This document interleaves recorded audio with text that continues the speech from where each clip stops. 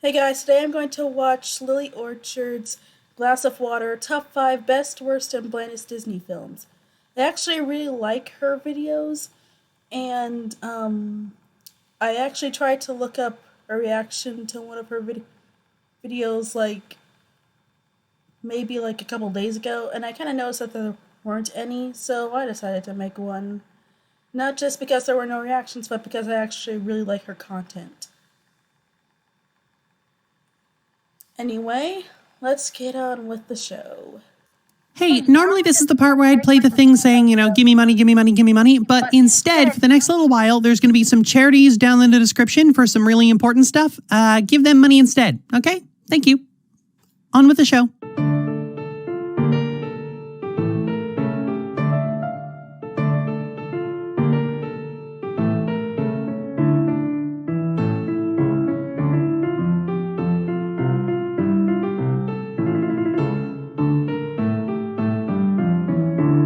All right, you don't need a primer. You know how this works. Top 5 best, worst, and blandest Disney films is how we're closing off the Disney project. So let's go. You're back on your feet. Good.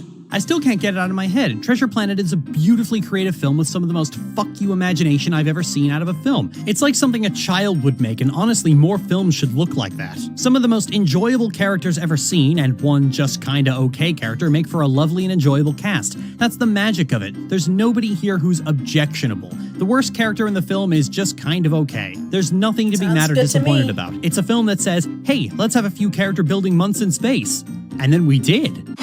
Well, this is inconvenient. Just whistle while you work, and maybe in an hour this'll suddenly be good. I was gonna chalk this down to just the early films being early, but even Pinocchio had more of a story to it. Snow White and the Seven Dwarfs feels more like a tech demo than an actual film. Fun fact, actually, did you know Snow White's blush is somebody's actual makeup that they put on the frame? Did you also know that that's the single most useless piece of film trivia ever? This movie's fucking boring. If you run now, you may live. It's funny how some people act like Gurgi is the worst thing in the movie when honestly the main character whose name I've forgotten couldn't be bothered looking up again is a lot more annoying than he could ever be. The thing is, the Black Cauldron was long the black sheep of Disney's output, and it wasn't until the 2000s and 2010s that it started gathering a cult following of the kind of people who were responsible for all the garbage the 2010s gave us. A darker fantasy story where all the characters are terrible, the story makes no sense, and the only likable character is the comic relief. Who looks at that and goes, sign me the fuck up? An acceptable first effort. I'm gonna get a lot of shit for putting this on the list and not Zootopia, but honestly, I just had more fun with it. I didn't have to draft in one of my funniest friends just to get the video done in a reasonable time. As much as I grouse about the twist mongering in the film, at the end of the day, the twist is largely in service to the characters. It's less a big secret being revealed and more just a very clumsy attempt to play on the audience's expectations. It is still a relatively straightforward adventure about two estranged sisters trying to patch things up between them and maybe not kill the entire kingdom. This isn't like Sylvanas was actually evil all along, because that relied on retconning previous information about the character and just pretending half of the story didn't exist. The twist is largely harmless to the story. Its biggest crime is just being insufferably pleased with itself.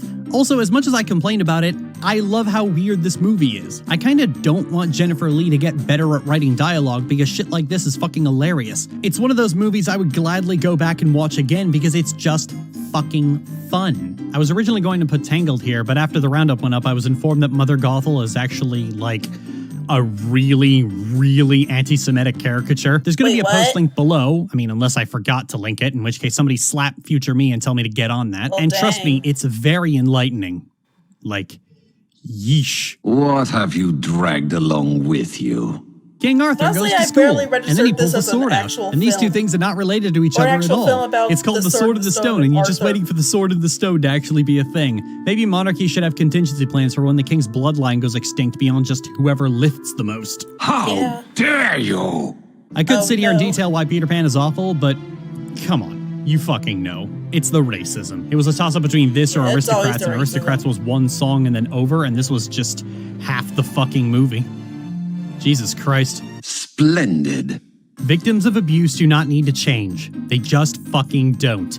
I don't care what you think you can suss out in your pop feminist hot takes. If they don't acknowledge the abusive behaviors of King Triton and Lady Tremaine, then you need to shut your fucking mouth. You're just under J.K. Rowling on a slow day with an entire marketing department begging her to stop tweeting on the garbage humans nobody should listen to list. If you think these films are about sitting around being pretty and waiting for a man, you have missed not only the horrendous abuse being done to these characters, but also the fact that they don't wait around. They're extremely proactive. They wanted a piece of that for some reason, and they went after it. I could slot them right alongside Sylvanas in terms of, I don't understand your taste in men, but if it makes you happy, go and fucking get it. And that's two Sylvanas comparisons. One more and I meet my quota. This does not concern you. How do you ruin a good movie? By making a sequel with a promising story and then fucking off from that story to chase the fan theories about Elsa's powers that didn't need explaining. Couple that with clashing art design, some very uncanny valley looking character models, and some pandering of the worst degree, and you have Frozen 2. A great big fucking...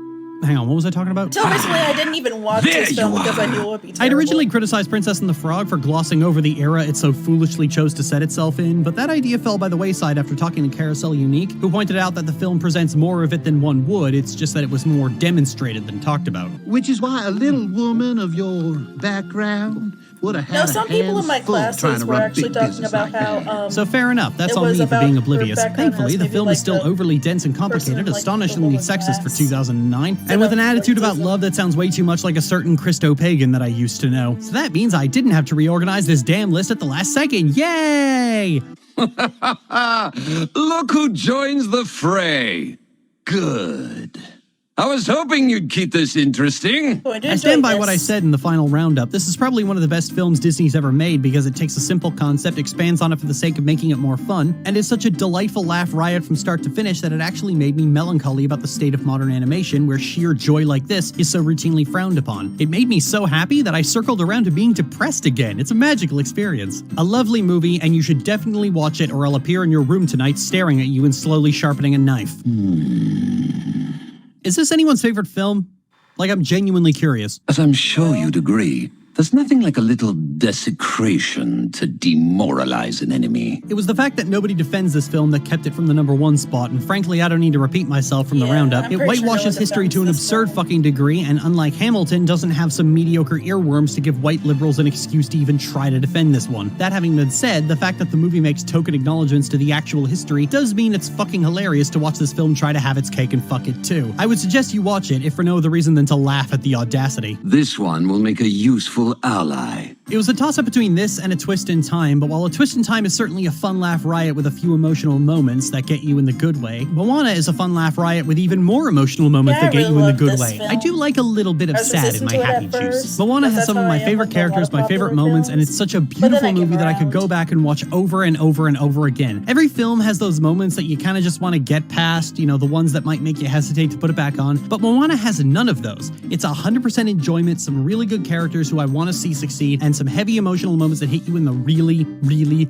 really good way. It's the full package as movies go, where most movies try to be all sads or all laughs, and that's valid. Moana asked the brave question, hey, why don't we have both once in a while? No, I suppose that won't do. Okay, I'll level with you. I didn't finish The Jungle Book. I got 20 minutes into the movie and I only had like 3 jokes written and decided that I couldn't be bothered finishing it. I don't know what it was that made me so criminally bored, but I just couldn't stand watching another minute. And you probably noticed that I just copied what I said in the roundup verbatim because this movie is too boring to put in the effort. The only thing that has going for it is being the last film Walt Disney himself actually made. Really? They didn't talk about ending your career with a dud. Witch! You shall pay dearly for that. This movie's a lot easier to criticize ever since Rise of Skywalker came out. Really, any toxic love story is easier to criticize ever since Rise of Skywalker came out. I wonder if there's still people who are going to argue that learning a few basic manners makes the forced imprisonment okay. Slavery's fine as long as your master is polite about it, I guess. Oh, but Lily, she made a deal, so she's not a prisoner. Ooh, actually... Yeah, did people This is a movie that acts like your abuser apologizing for hitting you somehow means the abuse didn't happen, or if an environment of constant fear and intimidation can be fixed if you just lean in a little. The fact that this movie was a modern classic when I was a kid makes me look at the overfixation on half-assed villain redemptions and slapdash enemies to lovers and wonder just how badly this film fucked with people's heads. But the fact of the matter is that nobody defends Pocahontas. Nobody will argue that it's a genuinely good movie, not even to be contrarian and for the hell of it. It's a universally reviled movie, but people still passionately defend Beauty and the Beast as a timeless timeless classic and a love story for the ages. That is not okay. This shit was horrible back in the 90s when they did it with abusive boyfriends. It's still horrible today when it's being done with abusive parents. Can we just stop doing this? Can we stop writing sympathetic sob stories for abusers and stop writing stories that villainize abuse victims? Oh, there's my quote on that. Boy, do I feel...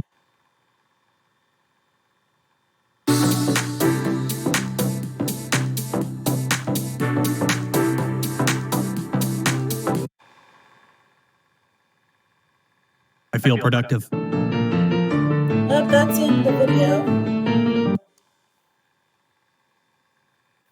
Hope you guys enjoyed my minimal reactions. Bye.